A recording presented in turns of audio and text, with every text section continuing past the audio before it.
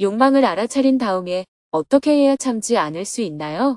2025년 4월 1일 101법문 44일째 점토불교대학 4강. 안녕하세요. 오늘은 법륜 스님의 101법문 44일째 날이고 정토불교대학 4강 수업을 하는 날입니다. 스님은 새벽 수행과 명상을 마친 뒤 정토불교대학 강의를 위해 정토사회문화회관으로 향했습니다. 정토사회문화회관 앞마당에는 부처님 오신 날을 한 달 앞두고 형형색색의 연등이 아름답게 걸렸습니다. 올해는 연등을 희망이라는 글자 모양으로 달아 오가는 사람들이 작은 희망을 품기를 바라는 마음을 담았습니다. 정토불교대학은 오전반과 저녁반 두 과정이 개설되어 있으며 오전 10시 15분부터 오전반 수업을 진행했습니다. 정토사회문화회관 지하 대강당에는 180여 명의 입학생들이 자리했고 온라인 생방송반에는 170여 명이 접속해 총 350여 명이 정토불교대학 오전반 수업에 함께했습니다. 삼귀와 수행문을 함께 읽고 3배의 예를 올린 뒤 스님이 법문을 시작했습니다. 학생들은 지난 3강 동안 불교의 핵심 사상인 사성제, 연기, 중도에 대해 배웠습니다. 오늘은 그동안 강의를 들으며 의문이 든 점에 대해 질문을 먼저 받았습니다. 2명의 질문에 대해 답변을 한 후 4강을 이어나갔습니다. 스님은 지난 3번의 강의를 다시 한번 요약해서 설명한 후 오늘은 팔정도에 관해 설명했습니다. 팔정도는 해탈과 열반, 즉 괴로움이 없는 경지에 이르는 길입니다. 지금 나의 현실에는 괴로움이 있지만 우리가 가야 할 목표는 괴로움 없이 사는 삶입니다. 괴로움에서 괴로움 없음으로 나아가는 길이 중도이고 그 방법이 팔정도입니다. 돈을 버는 길도 아니고 다음 생에 좋은 데 태어나는 길도 아니며 복을 받는 길도 아닙니다. 괴로움이 있는 현실에서 괴로움이 없는 이상으로 나아가기 위한 길입니다.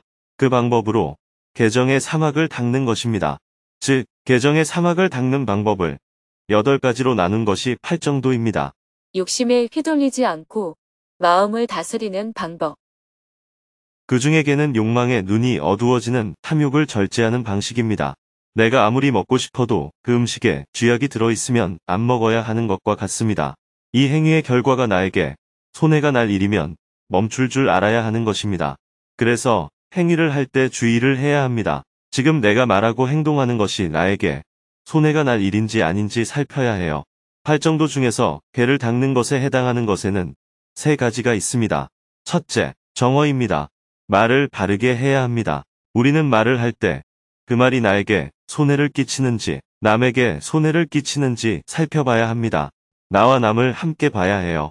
말을 하는 목적은 사실을 전달하는 것입니다. 만약 내가 위쪽에서 물을 확 부으면서 밑에 있는 사람이 젖지 않도록 하려면 물 내려갑니다. 하고 알려줘야 하겠죠. 말은 전달이 목적이고 전달할 때 담는 내용은 사실이어야 합니다. 거짓을 담아서는 안 됩니다. 믿는다. 라는 말은 사람의 말을 믿는다. 라는 것에서 나왔어요. 믿을 신자를 보면 사람 인변의 말씀 언자로 이루어져 있습니다.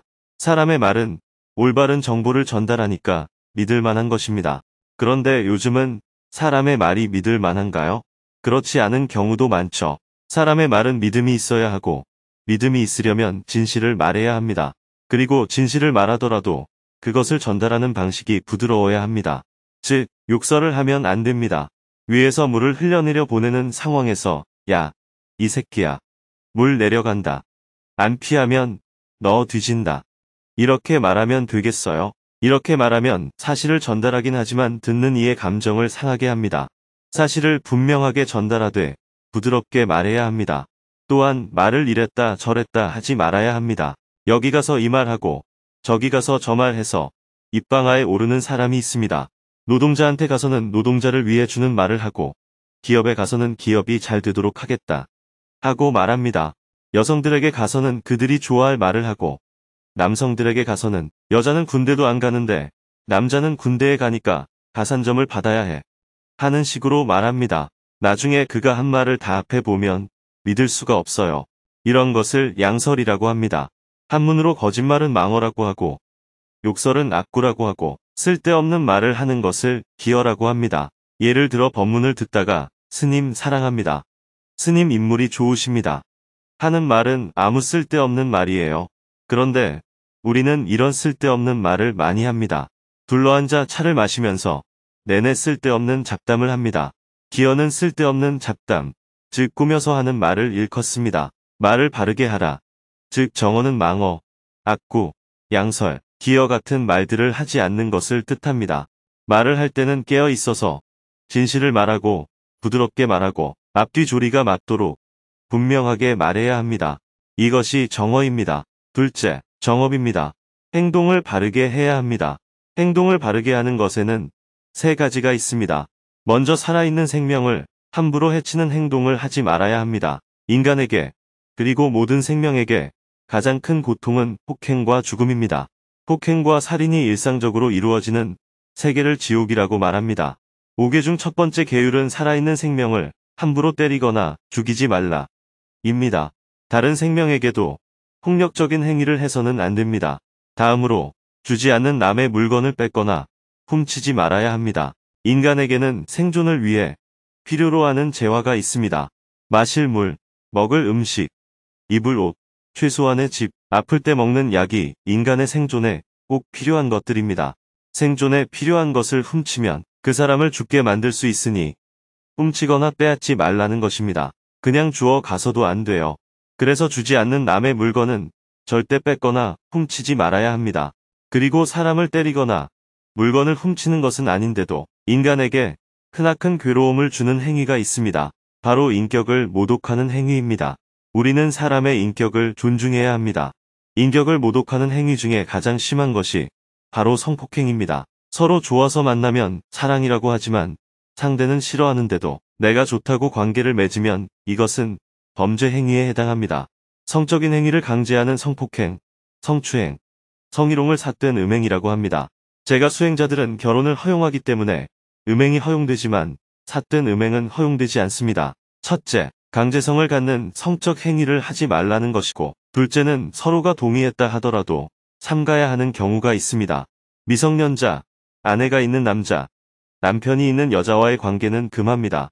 이 세 가지 경우에는 미성년자의 부모, 유부남의 아내, 유부녀의 남편이 큰 고통을 겪게 되기 때문입니다. 행위를 할 때 스스로 유의해야 하고 가능하면 사람들을 살려주는 행동을 해야 합니다. 사람뿐만 아니라 모든 생명에 대하여 그런 태도를 가져야 합니다. 가능하면 어려운 사람을 위해 베풀어주고 다른 사람을 괴롭히기보다는 즐겁게 해주어야 합니다. 타인을 사랑해 주어야 합니다. 이것이 바른 행동을 뜻하는 정업입니다. 상대를 괴롭히면 업을 짓는다고 하죠. 그래서 말과 행동을 바르게 하라는 것입니다. 셋째, 정명입니다. 요즘 말로 하면 직업에 대한 가치관을 의미합니다. 일상생활에서 내가 먹고 살려면 일을 해야 하지만 남을 괴롭히는 일을 해서 살아가면 안 됩니다. 아무리 돈이 많이 벌린다고 해도 마약을 제조하고 유통하는 일을 해서는 안 되는 거예요. 인신매매나 성매매를 직업으로 삼는다든지 성적인 동영상을 올리는 것 같은 범죄에 해당하는 행위를 해서 먹고 살면 안 됩니다. 옛날 같으면 활을 만드는 일, 지금으로 보면 무기를 만든다든지 미사일 공장에 다니는 것도 해서는 안 되는 일이에요. 내가 한 행위가 살상을 하거나 남에게 손해를 끼치거나 남을 괴롭히는 일이 되기 때문입니다. 정명은 바르게 생활하라. 이렇게 번역합니다. 즉, 바른 직업관을 가지라는 것입니다. 예를 들어 의사나 약사가 돈에 집착하면 어떻게 될까요? 과잉 진료를 하거나 과다 처방을 하겠죠. 먹을 필요 없는 약을 팔 수 있습니다. 이런 행위는 모두 올바른 직업관에 어긋나는 행위입니다. 욕심은 어긋난 가치관을 갖게 만듭니다. 돈, 명예, 지위에 대한 욕심 때문에 거짓말을 하고 거친 말을 하고 남에게 사기를 치고 남의 물건을 훔치고 타인을 폭행하고 성추행을 하게 됩니다. 사회에 무리를 일으키는 직업을 갖는 것도 전부 욕심 때문입니다. 욕심에서 벗어나면 이 모든 것에서 자유로울 수 있습니다. 그래서 팔정도 중 정어, 정업, 정명은 계율을 지키는 것에 해당합니다. 바르게 말하고 바르게 행동하고 바르게 생활함으로써 욕심에 휘둘리지 말라는 것입니다. 언제나 마음을 고요하게 유지하는 방법. 우리가 화를 못 이겨서 벌컥 성을 내고 짜증을 부리는 것은 마음이 들떠서 생기는 일입니다. 늘 마음을 고요히 하고 평정심을 유지하도록 해야 합니다. 평정심을 유지하는 것을 선정이라고 합니다. 팔정도 중에서 선정을 닦는 것에 해당하는 것이 세 가지가 있습니다. 첫째, 정정입니다. 편안한 가운데 집중하는 것을 정정이라고 합니다. 바르게 안정하라. 는 말입니다. 집중은 하고 있는데 긴장된 상태로 집중하면 정정이 아닙니다. 편안하기는 한데 돌고 있으면 정정이 아닙니다. 산만해도 정정이 아니에요. 또렷이 집중하되 편안한 가운데 있어야 정정입니다. 편안한 속에서 참선하는 사람은 화두에, 염불하는 사람은 염불에, 주력하는 사람은 주력에, 관법을 하는 사람은 호흡에 집중하라는 것입니다. 둘째, 정념입니다. 바른 알아차림을 유지하는 것을 정념이라고 합니다. 팔정도 가운데 제일 중요한 것이 정념입니다. 알아차림, 깨어있음, 분명히 알고 있음을 의미합니다. 그런데 실제로 해보면 자꾸 알아차림을 놓칩니다. 졸음이 오거나 망상이 피어오릅니다. 자꾸 생각을 하는 거예요. 생각을 하는 것은 선정이 아닙니다. 생각이 끊어져야 해요. 하지만 생각은 잘 끊어지지 않죠. 그래서 생각이 일어나도 거기에 신경을 쓰지 말아야 합니다. 의미 부여를 하지 않는 거예요. 오직 화두만 참고하거나 염불만 하거나 호흡만 알아차려야 합니다. 그런데 이게 잘 안 돼요. 그래서 꾸준한 연습이 필요합니다. 셋째, 정정진입니다. 바르게 노력하는 것을 정정진이라고 합니다. 안 되면 또 하고, 넘어지면 일어나서 다시 하고, 던져서 안 들어가면 계속 던지는 것이 정정진입니다. 언제까지 해야 하나? 하지 말고 그냥 꾸준히 하는 것입니다. 그런데 이것도 긴장을 하며 오래 하면 지칩니다. 지치면 하기 싫어져요. 그러다가 포기하게 됩니다. 그래서 앞에 편안함이라는 전제가 붙습니다. 편안한 가운데 꾸준히 하니까 죽을 때까지 해도 아무 문제가 없습니다. 아무 힘이 들지 않으니까요. 바르게 노력하는 정정진, 바르게 알아차리는 정념, 바르게 집중하는 정정. 이 세 가지를 합해서 선정이라고 합니다. 선정을 닦으면 통찰력이 생깁니다. 통찰력은 사물의 전모를 파악하는 힘이에요. 통찰력이 생기면 서치라이트를 탁 비춰서 보듯이 분명히 알게 되는 직관력이 생깁니다. 골똘히 생각하는 게 아니라 딱 보면 바로 파악이 되는 것입니다. 공부를 많이 하면 물리가 트인다. 라는 말을 들어본 적 있을 겁니다. 척하면 아는 직관력을 지혜라고 합니다. 지혜를 증정시키는 방법. 오늘날 우리는 왜 지혜가 없는 걸까요? 그것은 편견을 갖고 있기 때문입니다. 한 면만 보기 때문에 통찰력이 부족합니다. 그래서 팔정도의 7번째는 정견입니다. 정견은 바르게 보라 는 뜻입니다. 반야심경에서는 조견이라고 표현합니다. 비추어 보라는 것이죠. 바르게 본다는 것은 바르게 안다는 것과 같습니다. 마지막으로 팔정도의 8번째는 정사유입니다. 바르게 사유하라 는 뜻입니다. 일의 앞뒤, 이치를 따져서 생각하라는 것입니다. 아무리 남의 종아리를 만지고 싶어도 종아리를 만지면 성추행범으로 걸릴 것이고 그 일로 신문에 나고 감옥에도 가게 될 것이다. 이렇게 생각하는 것이 바르게 사유하는 것입니다. 인연과 보를 생각한다면 남의 종아리를 한번 만지고 감옥 가서 1년을 사는 게 손해입니다. 그러니 만지고 싶어도 안 만져야 하는 것입니다. 바르게 사유하는 정사유, 바르게 보는 정견, 이 두 가지를 합해서 지혜라고 합니다. 괴로움의 소멸에 이르는 길, 팔정도. 이렇게 개정의 사막을 부지런히 닦는 것이 팔정도입니다. 팔정도의 원래 순서는 바르게 보라, 바르게 생각하라, 바르게 말하라, 바르게 행동하라, 바르게 생활하라, 바르게 노력하라, 바르게 알아차려라, 바르게 집중하라입니다. 한마디로 말하면 일상에서 늘 깨어 있으라는 것입니다. 항상 알아차림을 유지해서 마음이 들뜨거나 흥분하지 않으면 욕설이나 과한 행동이 나오지 않습니다. 그렇게 되면 괴로움이 생겨나지 않게 됩니다. 불교의 핵심 사상을 크게 나누면 두 가지예요. 우리가 세계를 어떻게 볼 것인가 하는 세계관에 해당하는 연기법과 실천론에 해당하는 중도입니다. 중도의 길을 가는 방법이 팔정도이고 팔정도를 다른 말로 하면 개정해입니다. 연기법은 연기, 무상, 무아라고 할 수 있고 그것을 확연히 알면 괴로울 일이 없는 열반을 증득하게 됩니다. 즉, 재행무상, 재법무아, 열반적정을 삼법인이라고 합니다. 무상과 무아를 알지 못하면 일체계고가 되는데 이것을 삼법인에 더해서 사법인이라고 합니다. 법인이란 진리의 도장이라는 의미입니다. 인연과 보는 원인이 있으면 결과가 있다. 는 의미입니다. 원인이 작용할 때는 조건이 결합하게 됩니다. 원인과 조건이 결합하는 것이 인연입니다. 거기에서 결과가 나오고 결과에 따라서 우리에게 울고 웃는 일이 생깁니다. 이것을 과보라고 합니다. 인과 응보가 아니라 인연과보인 것입니다. 괴로움의 원인을 규명해가는 과정을 12연기라고 합니다.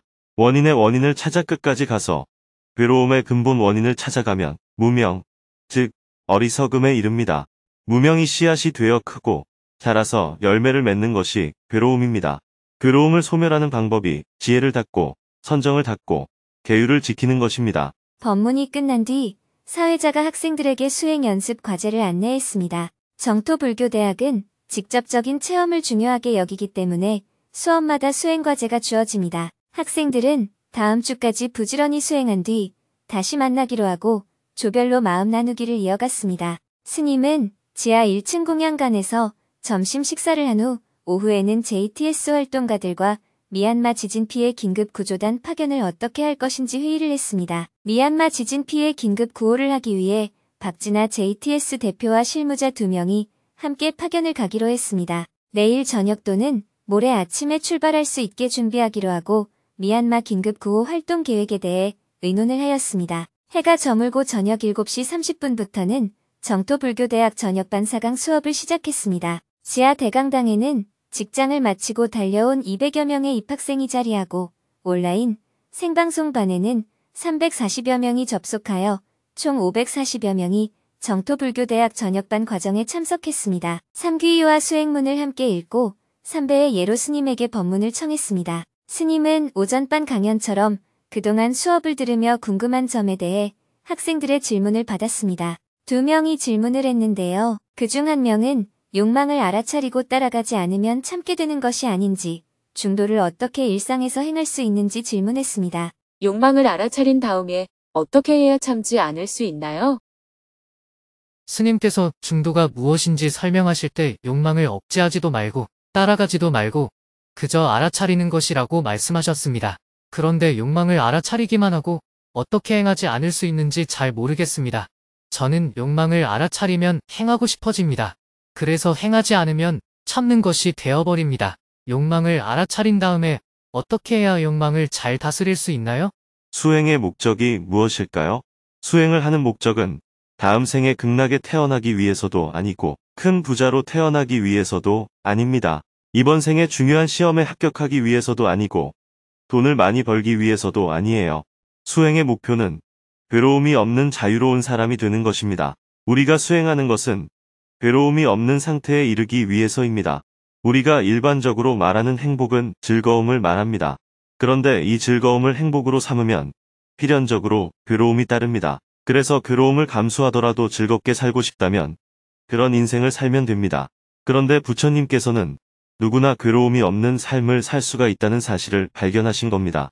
예를 들어 일을 무리하게 해서 몸이 아팠다가 안 아팠다가 해요. 몸이 아픈 걸 감수하고라도 그런 인생을 살겠다면 그렇게 살면 됩니다. 그러나 굳이 무리해서 몸이 아프고 싶지 않다면 무리하지 않고 안 아프게 살 수 있다는 거예요. 몸이 아프지 않은 상태를 건강이라고 하듯이 수행적 관점에서는 괴롭지 않은 상태를 행복이라고 하는 것입니다. 그렇다면 괴로움이 없는 상태에 이르려면 어떻게 해야 할까요? 내가 괴로울 때 왜 괴로운지 탐구해야 합니다. 먼저 지금 왜 괴로울까? 하고 스스로 질문을 해야 합니다. 원하는 것이 이루어지지 않아서 괴롭구나 하는 대답을 얻었다면 다음 단계로 어떻게 하면 괴로움에서 벗어날 수 있을까? 하고 탐구해 나가야 합니다. 그러면 내가 원하는 것을 이루면 되겠구나. 어떻게 하면 원하는 것이 이루어질까? 하는 의문이 생기겠죠. 이쯤 되면 원하는 대로 이루어주는 존재가 따로 있어서 그 존재에게 빌면 해결된다는 생각으로 빠질 수가 있습니다.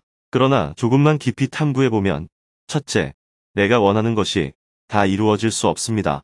둘째, 원하는 것이 이루어진다고 해서 반드시 좋다는 보장이 없습니다. 여러분은 원하는 것이 이루어지지 않아서 괴롭다고 생각하는데 진실은 그렇지 않습니다. 자세히 살펴보면 원하는 것이 이루어지지 않아서가 아니라 원하는 것이 이루어져야 한다고 집착하기 때문에 괴로운 것입니다. 원하는 것이 있더라도 이루어지면 다행이고 아니면 그만이다. 이렇게 생각하면 별 문제가 없습니다. 그런데 내가 원하는 것이 꼭 이루어져야 한다고 집착할 때 괴로움이 발생하는 거예요. 그래서 이 집착만 놓아버리면 괴로울 일이 없습니다. 그런데 집착을 안 하려야 안 할 수가 없습니다. 바로 무지 때문입니다. 정말 모르기 때문에 무지에 빠지기도 하지만 아는데도 불구하고 무지에 빠지기도 합니다. 알긴 아는데 순간적으로 욕망에 눈이 멀어서 찰나 무지에 빠지는 것입니다. 이렇게 무지로 인해 집착이 일어나고 집착하기 때문에 괴로움이 생기는 거예요. 그래서 무지를 깨트리면 집착이 사라지고 집착이 사라지면 괴로울 일이 없어지게 됩니다. 그런데 역사적으로도 원하는 족족 다 이루어지면 행복할 것이다 하고 생각하는 사람들이 있었습니다. 바로 쾌락주의자입니다. 이 사람들은 원하는 것이 안 이루어지면 신에게 매달리고 빌었습니다. 다른 한편으로 고행주의자가 있었습니다. 그들은 인간이 세상에 태어날 때 즐거움과 괴로움을 반반씩 가지고 태어난다고 생각했습니다. 그래서 미리 괴로움을 다 겪어버리면 결국에는 즐거움만 남는다고 생각했어요. 그래서 스스로 괴로움을 만들어서 미리 겪는 방법으로 괴로움을 없어지게 하겠다는 게 고행주의자입니다. 쾌락주의는 욕망을 따르는 것이고 고행주의는 욕망을 억제하는 것입니다. 쾌락주의자는 욕망을 따르는 것이 행복이라 생각하고 고행주의자는 욕망을 억제하는 것이 행복에 이르는 길이라고 생각한 것입니다. 그런데 이 둘은 다 치우쳐 있습니다. 욕망이 일어날 때는 욕망을 따르지도 말고 욕망을 억제하지도 말아야 합니다. 욕망을 따르면 과보가 생기고 욕망을 억제하면 긴장해서 스트레스가 생깁니다. 둘 다 괴로움이 생기는 길이에요. 그래서 중도는 욕망이 일어나면 다만 알아차리는 것입니다. 그러면 괴로울 일이 없어집니다. 그런데 우리는 너무나 오랫동안 욕망이 일어나면 따르든지 참든지 이 두 길밖에 경험하지 못했습니다. 욕망이 일어나면 자동으로 욕망을 따르든지 아니면 참든지 그것도 아니면 참았다가 퍼뜨리든지 이게 다였어요. 그래서 욕망을 따랐다가 후회하고 후회하니 참게 되고 참았다가 퍼뜨려서 과보를 받습니다. 이것을 되풀이하는 것이 우리의 인생이에요. 더 이상 되풀이하지 않으려면 욕망이 일어날 때 다만 알아차리면 됩니다. 욕망을 알아차리면 행하지 않기 때문에 과보가 없습니다. 참아서 스트레스 받을 일도 없습니다. 물론 쉽게 되지는 않습니다. 그래서 꾸준한 연습이 필요한 것입니다. 지금까지는 욕망을 따르든지 참든지 둘 중에 하나만 계속해왔습니다. 그래서 늘 화를 냈다가 참기를 반복해왔던 거예요. 이제는 욕망이 일어나면 욕망이 일어나는구나 하고 알아차리세요. 이를 악물고 참지도 말고 행하지도 말고 그냥 가만히 두세요. 만약 내가 행했다면 과보가 있는 줄을 알고 참았다면 스트레스가 있는 줄을 알면 됩니다. 스트레스도 싫고 과보도 싫다면 행하지도 말고 참지도 말라는 겁니다. 그러니 셋 중 하나를 선택하면 됩니다. 첫째, 참고 싶으면 참되 스트레스가 따를 것임을 알면 됩니다. 둘째, 따르고 싶으면 따르되 과보가 따를 것임을 알면 됩니다. 셋째, 이래도 피곤하고 저래도 피곤하거든 행하지도 말고 참지도 말라는 겁니다. 잘 안 되면 연습하세요. 모르는 건 제가 가르쳐 줄 수 있지만 안 되는 건 본인이 연습해야지 달리 방법이 없습니다. 누가 대신해 줄 수가 없어요. 예를 들어 스케이트를 처음 탈 때 타는 방법을 알려줘도 자꾸 넘어진다면 연습을 해야 합니다. 연습하는 게 안 된다면 스케이트를 안 타면 됩니다. 연습하기 전에는 스케이트를 신으면 넘어지고 넘어지지 않으려면 스케이트를 벗어야 하고 이렇게 두 가지 방법밖에 없습니다. 그러나 스케이트를 벗으면 스케이트를 탈 수가 없어요. 다른 길이 없습니다. 스케이트를 신고도 넘어지지 않으려면 연습이 필요합니다. 연습하면 누구나 다 할 수 있는데 연습을 안 하는 사람은 할 수가 없어요. 넘어지기 싫다면 안 타면 됩니다. 타고 싶다면 넘어지는 과보를 기꺼이 받아야 합니다. 이어서 지난 3강의 내용을 요약해서 설명한 후 팔정도에 대한 설명을 이어나갔습니다. 그리고 마지막으로 불법 승산보에 귀의한다는 것이 무엇을 의미하는지 강조했습니다. 우리는 누구나 다 괴로움 없이 살 수 있습니다. 괴로움 없이 사는 길을 깨우친 사람을 일컬어 부처라고 합니다. 내 인생의 목표는 괴로움이 없고 자유로운 사람인 부처가 되는 것임을 분명히 하는 것이 바로 귀의불, 즉 부처님께 귀의한다 는 말이 뜻하는 내용입니다. 괴로움이 없이 살려면 어떻게 해야 할까요? 사실을 사실대로 알아야 합니다. 항상 사실에 깨어 있도록 하는 것이 바로 법입니다. 법은 부처님의 가르침을 말합니다. 그래서 귀의법, 즉 법에 귀의합니다. 하는 말은 사실을 사실대로 아는 것을 의미합니다. 부처님의 가르침을 통해 어리석음을 깨우쳐서 괴로움이 없는 경지로 나아가는 자를 수행자라고 합니다. 이런 수행자들의 모임을 상가라고 합니다. 이것을 한문으로 번역한 것이 승입니다. 그래서 승에 귀의합니다. 라는 말은 항상 해탈, 열반을 향해서 멈춤 없이 꾸준히 연습해 나가겠다는 의미입니다. 항상 사실에 깨어있는 연습을 꾸준히 하겠습니다. 수행자는 항상 부처님께 귀의합니다. 법에 귀의합니다. 승에 귀의합니다. 하고 불법승 삼보에 귀의해야 합니다. 다른 말로 하면 내 인생의 목표는 괴로움이 없는 경지에 이르는 것을 분명히 해야 하고, 그러려면 항상 사실에 깨어 있어야 하며, 그것이 잘 안 되어도 꾸준히 연습해야 합니다. 이것을 인도말로는 나무 붓다, 나무 담마, 나무 상가라고 합니다. 팔리어로는 붓당 사라남 가차미, 담망 사라남 가차미, 상강 사라남 가차미라고 합니다. 한문으로는 귀의불량족존, 귀의법 이육존, 귀의승 중중존이라고 합니다. 한글로 바꾸면 거룩한 부처님께 귀의합니다. 거룩한 가르침에 귀의합니다. 거룩한 스님들께 귀의합니다. 이렇게 표현합니다. 그런데 부처님께 귀의하고 가르침에 귀의하고 스님들께 귀의한다고 하니까 일부 사람들은 종교의식이라고 생각해서 거부감을 느낄 수가 있습니다. 그래서 정토에는 표현을 이렇게 바꿨습니다. 부처님을 찬탄하고 공경합니다. 어리석음에서 벗어나 괴로움이 없는 사람, 자유로운 사람이 되겠습니다. 부처님 법 만난 것을 기뻐합니다. 모든 것은 나로부터 나아가 나에게 돌아옴을 알아 부지런히 정진하겠습니다. 부처님 제자됨이 자랑스럽습니다. 이 땅에 고통받는 모든 중생을 구원하는 보살이 되겠습니다. 여기서 중생을 구원한다 는 말은 그들도 이 법을 알아 자신의 어리석음을 깨우쳐서 괴로움이 없는 경지에 이르게 하겠다는 의미입니다. 극락에 보내주겠다는 의미가 아니에요. 이것이 삼귀입니다.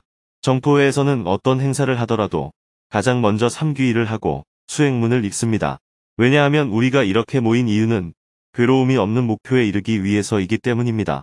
그러기 위해서 바른 법을 꾸준히 공부하겠다는 다짐을 먼저 하고 나서 공부를 시작하자는 의미에서 삼귀와 수행문을 읽는 거예요. 수행문은 여러분이 지금까지 정토불교대학에서 공부한 내용을 정리한 겁니다. 모든 괴로움과 얽매임은 잘 살펴보면 다 내 마음이 일으킨다.